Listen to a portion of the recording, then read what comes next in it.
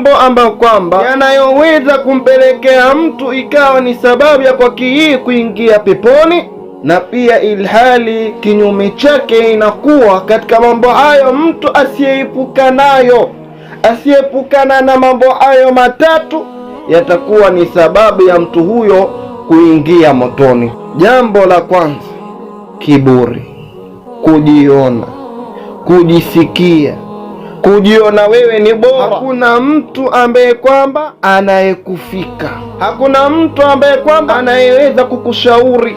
Kibri siyo sifa ya Muislamu. Allah, siku hizi mpaka elimu walipopata ile elimu, ikawa elimu ndio chanzo kwa wao kuanza kujiona na kujisikia ya kwa wao ndio bora. Kuna watu ambao kwamba wanapokuwa wamefikia katika umri wa kuoa, lakini akifika kule, kwa sababu yeye ni maskini na yule anayekuendewa kule labda ni mtu ambaye kwamba anajiweza, familia yake inajiweza, ni mtu tajiri.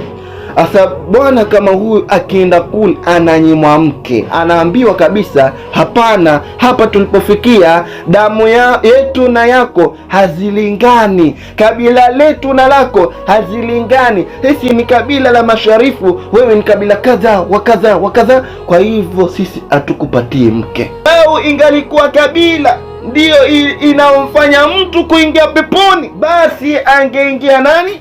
Angeingia Abu Lahab. Kibri ni mbaya ndugu zangu Waislamu. Inna akramakum inda Allahi atqakum, hakika mbora wenu mbele ya Mwenyezi Mungu Subhanahu wa Ta'ala ni wale ambao kwamba wanaomcha Allah Subhanahu wa Ta'ala. Sifa ya pili, ahibbat fillah, ni kula mali ya watu kisha kwa batil.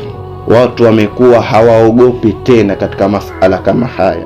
Tufahamu ya kuwa chochote ambacho kwamba kinachoingia katika mkono wako kisha kitu hicho kikao si cha halali, basi ufahamu ya kuwa utakuwa unajihangaisha bure, unajitaabisha bure wewe. Sifa nyingine ya tatu ni masala ya deni. Kwa mtu yoyote yule, huenda kukatokea mitihani, ikitokea ile mitihani akawe ni mwenye kuenda kumwomba mwenzake amsaidie, ili katika kusaidiwa kule iwe ni sababu ya kumwondosha yale matatizo, kisha baadaye alipe.